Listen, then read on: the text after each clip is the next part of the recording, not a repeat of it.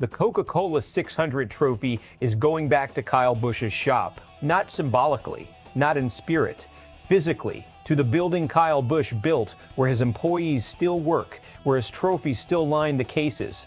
The team that races out of that shop just won the biggest race on the Memorial Day weekend calendar. And the threads connecting that victory to the man who died 5 days ago run so deep that calling it a coincidence almost feels disrespectful.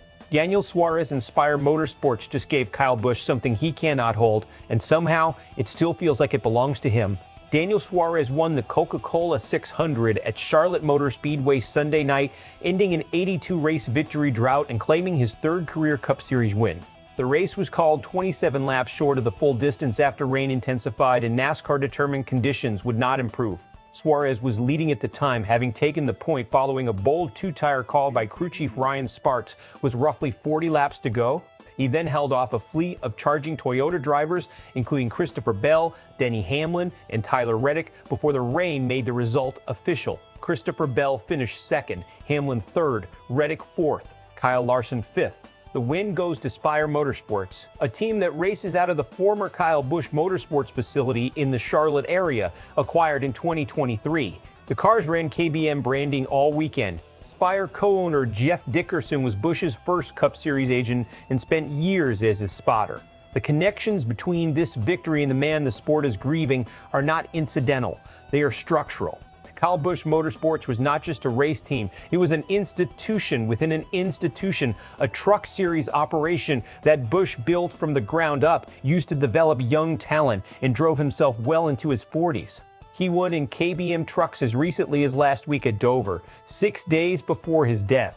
The shop is full of hardware he earned. When Spire acquired that operation in 2023, they did not just buy equipment and real estate. They inherited an identity, a standard, and a collection of people who had spent years being held to one of the highest competitive bars in the sport. Dickerson understood what that meant because he helped set it. He was in Busch's ear during races at the very track where Suarez just won. Suarez's relationship with Busch adds another layer entirely. He is a Mexican driver who came to NASCAR without the traditional American racing pedigree, navigating a culture and a language that were not his own. He has said publicly that Busch, already a legend with no obligation to help anyone, took time every single week to assist him. Not occasionally, consistently. That kind of mentorship from the most competitive driver in the sport to a newcomer who needed guidance is not something that gets documented in win totals or championship points. It lives in the people it shaped. Suarez said before this race that everything feels connected right now. After the trophy was confirmed, he called it no coincidence. That is not an athlete reaching for a meaningful quote. That is a man who has been thinking about his mentor all week, who just won a crown jewel race from a building his mentor built. On the weekend, his mentor's family came to Charlotte to say goodbye. The sport rarely delivers this kind of narrative symmetry. When it does, it is worth paying attention to. Let's start with the race itself, because the win was not handed to anyone. Suarez had an unscheduled pit stop twice in the first two stages dealing with a vibration. He was not the fastest car. The Toyotas, Bell, Hamlin, Reddick, Gibbs were dominant through the middle portions of the race and looked like the class of the field. Suarez was a fringe contender for most of the night. What changed everything was a single decision.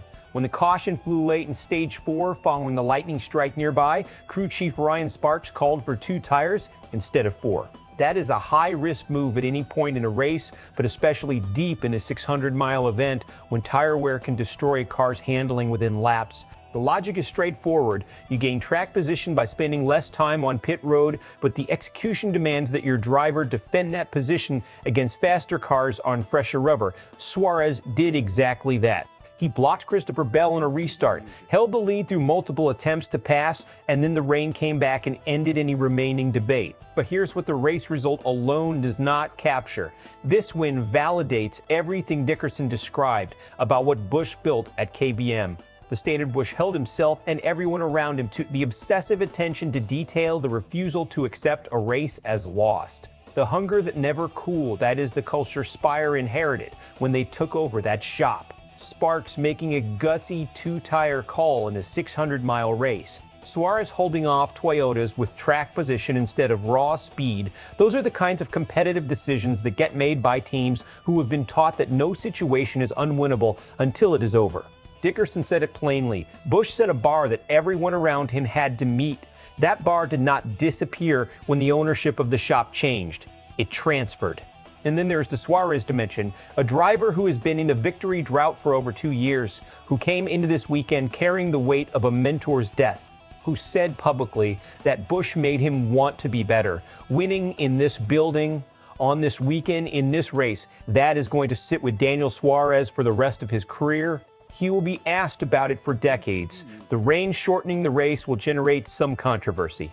A 600-mile race completed at 573 miles will always carry an asterisk in the minds of purists. But in the context of this particular weekend, in a building that belongs to the man NASCAR just lost, the result feels complete regardless of the mileage. The reaction to Suarez's win has split cleanly along 2 tracks, and both of them are entirely legitimate. The first is the story.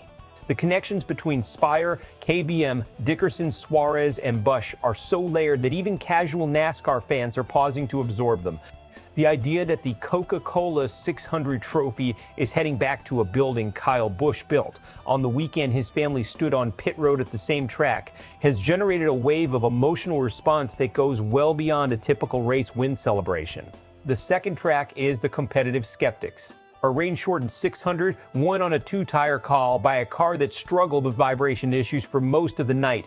That combination will generate the usual noise about the legitimacy of weather-shortened results.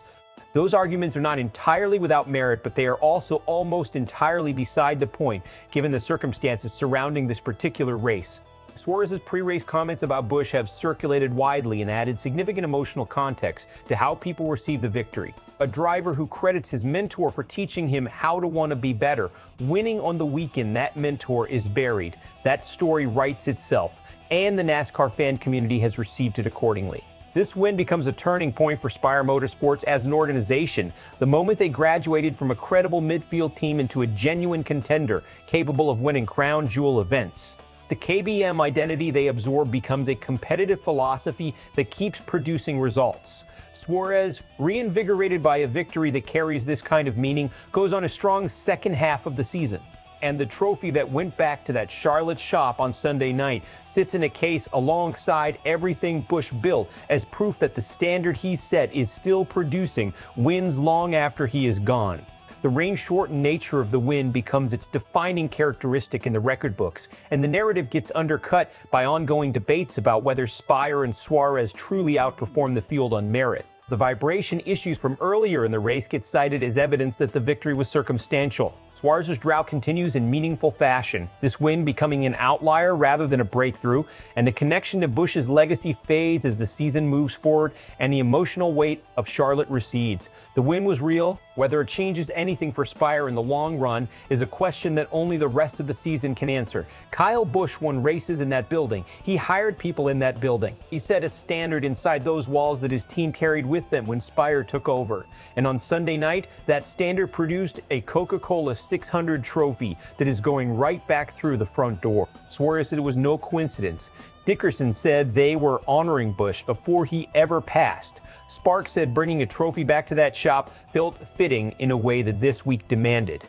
They are all right, and the sport got a result on Sunday that it could not have scripted better if it tried. Here is what I want from you in the comments. Does this win, the connections, the building, the mentor, the rain, all of it, rank among the most meaningful results in Coca-Cola 600 history? Or does this shortened distance keep it from that conversation? Make your case below. Subscribe if you want to stay on this story. The Kyle Busch legacy discussion is just getting started, and we will be here for all of it.